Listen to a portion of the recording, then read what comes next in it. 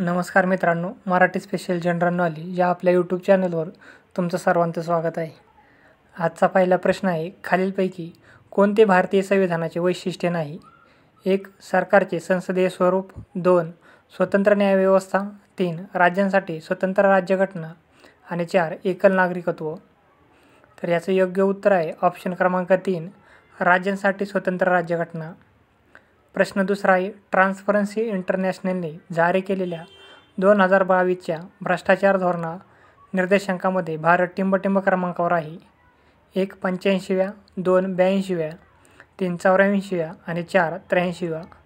तर याचं योग्य उत्तर आहे 1. 85व्या. प्रश्न तिसरा आहे, अलकनंदा आणि भागीरथी नद्यांच्या संगमामुळे भारतातील कोणती प्रमुख नदी निर्माण होते?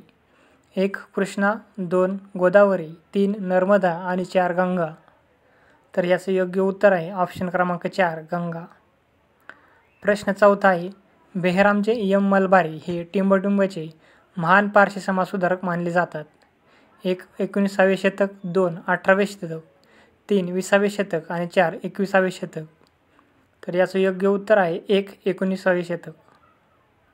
प्रश्न पाचवा आहे, एप्रिल 2023मध्ये खालीलपैकी कोणत्या भारतीय क्रिकेटपटूला मेरीलेबॉन क्रिकेट क्लब लंडन यांचे मानद आजीवन सदस्यत्व बहाल करण्यात आले? 1. महेंद्रसिंग धोनी आणि युवराज सिंग. 2. महेंद्रसिंग धोनी आणि हरभजन सिंग. 3. महेंद्रसिंग धोनी आणि वीरेंद्र सेहवाग आणि 4. युवराज सिंग आणि वीरेंद्र सेहवाग. तर याचं योग्य उत्तर आहे 1. महेंद्रसिंग धोनी आणि युवराज सिंग. प्रश्न सहावा आहे, भारत सरकारने मध्यान्ह भोजन योजना म्हणजे मिड डे मील स्कीम कोणत्या वर्षी आरंभ केली होती? 1. 1993, 2. 1991, 3. 1995 आणि 4. 1997. तर याचं योग्य उत्तर आहे 3. 1995. प्रश्न सातवा आहे, खालीलपैकी कोणत्या आंतरराष्ट्रीय संस्थेचे मुख्यालय भारतात आहे? 1. BRICS bank, 2. आंतरराष्ट्रीय सौर युती, 3. आशियाई विकास बँक आणि 4. राष्ट्रीय विकास बँक. तर याचं योग्य उत्तर आहे ऑप्शन क्रमांक 2, आंतरराष्ट्रीय सौर युती.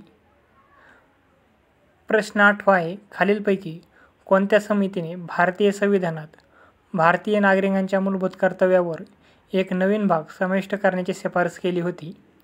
1. सुवर्ण सिंग समिती, 2. मुन्नार समिती, 3. बलवंत सिंग समिती आणि 4. सरकारिया समिती. तर याचं योग्य उत्तर आहे 1. सुवर्ण सिंग समिती. प्रश्न 9वा आहे, औरंगाबाद प्रशासकीय विभागामध्ये भौगोलिक क्षेत्रफळाच्या दृष्टीने सर्वात मोठा व सर्वात लहान असणारे जिल्हे कोणते? 1. बीड आणि हिंगोली, 2. उस्मानाबाद आणि जालना, 3. औरंगाबाद आणि परभणी आणि 4. नांदेड आणि हिंगोली. तर याचं योग्य उत्तर आहे 1. बीड आणि हिंगोली.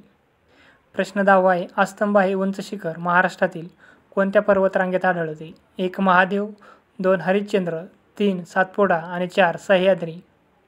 तर अस्तंबा हे शिखर सातपुडा पर्वतरांगेत आढळते.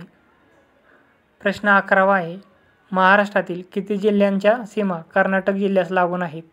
1. 5 जिल्हे, 2. 6 जिल्हे, 3. 7 जिल्हे आणि 4. 8 जिल्हे. तर याचं योग्य उत्तर आहे 3. 7 जिल्ह्यांच्या सीमा कर्नाटक राज्यास लागून आहेत. प्रश्न 12वा आहे, कोल्हापूर जिल्ह्यातील ज्योतिबा डोंगर टिंबटिंब नावाने ओळखला जातो? 1. वाडी रत्नागिरी, 2. पन्हाळा, 3. करवीर आणि 4. केदारेश्वरची टेकडी. तर याचे योग्य उत्तर आहे 1. वाडी रत्नागिरी.